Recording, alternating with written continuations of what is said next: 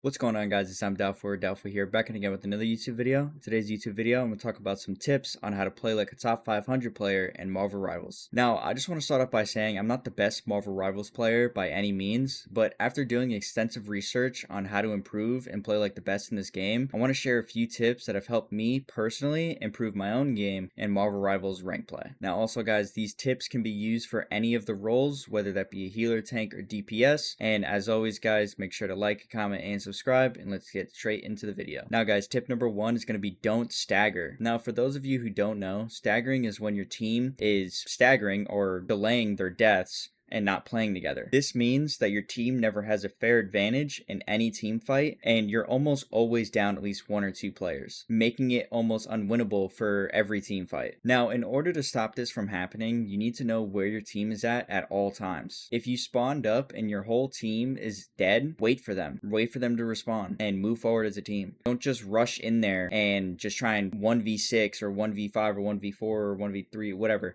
Don't just fight a team fight by yourself. I can't tell you how many times I've seen players just spawn up and rush into the point and instantly die over and over and over again, racking up the deaths and just feeding ult charge to the other team. Now, it happens to everyone, but you need to be patient, and you always need to make sure that you know where everyone's at all times, and always make sure you're fighting with the team. Now, guys, tip number two is never fight fair. What I mean by this is to use every advantage at your disposal. Now, guys, tip number two is never fight fair. Now, what I mean by this is to use every advantage at your disposal to win every single team fight. This means utilizing the team ups. This means utilizing the team ups in the game, which give you insane boosts to heroes that make them insanely broken. Some of these team ups include Namor and Luna, Hulk and Iron Man, or even Rocket with Winter Soldier or Punisher. Now, these team ups can offer some insane combos to help you win your team every single team fight. Now, I know these team ups aren't overly powerful, but I just want to say using these team ups will just give you a slight advantage over the other team if they're not even using any of the team ups in the game, and you want to use every single advantage at your disposal. You don't want to fight fair. You always want to have just a little bit, over on the other team, and just that little bit of an advantage will give you so much more to do on the map, and you'll be able to have an advantage over the other team. And sometimes it all just comes down to minuscule things whenever you're in a rank game, especially when you get to the higher elos, that having a team up could possibly mean a win or a loss in rank play. And talking about never fighting fair, you got to stagger the other team. Now, I know we just talked about not staggering yourself. You can also force the other team to stagger as well. If you're winning a team fight and you have like 2 to 3 enemies still alive, try and delay their deaths. Now, I'm not saying just let them live and regroup with their team. I mean stun and stagger their deaths. Slow them down. If you're a Winter Soldier, throw that E out. You can slow them down. Hook them. If you're Hulk, you can use that,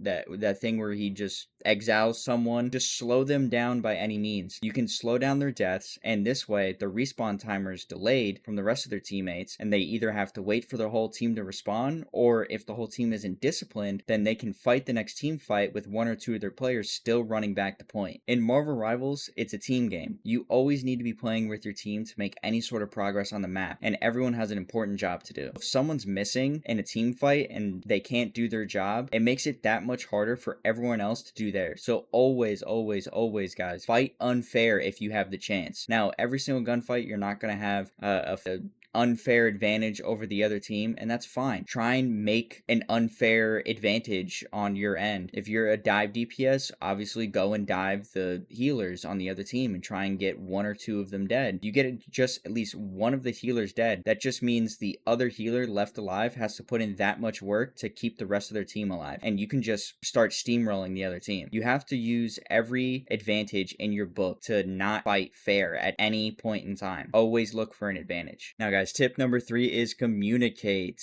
Now, I know you guys hear this in almost every single one of my videos. You guys are probably sick of me saying this all the time, but it's a huge factor that even the top 500 players use in their own games. You always need to be communicating, whether it be through pings, the team chat, or even the voice chat. Not everyone in rank play does this, so you would have an advantage over the other team if they never communicate. You need to be communicating the pushes, when you're going to use your ult, or to ping the enemy team. Top players communicate communicate because it makes that much of a difference. Like I said before, this is a team game, so if you don't work with your team, it's not going to work at all. Also, pinging your ults and everything, make sure that you don't 2 DPS ult at the same time, or 2 healer ult at the same time, or 2 tank ult at the same time, to just basically wasting both of those ults because you're just overdoing it. When if you communicate, you can communicate who's going to use your ult first. Say you have like 2 healer ults, right? You have like a Luna ult and a Cloak ult. You don't want both of them to be ulting at the exact same time, because then that's just useless. It basically just means that you only have one healer ult, basically, because they're healing like the exact same. You want to stagger those heals and delay one ult over the other. So you say Cloak ults, like communicate, like if you're playing Cloak, they communicate, hey, I have my ult, I'm gonna use it first. Cool. Then Cloak ults, boom, you save like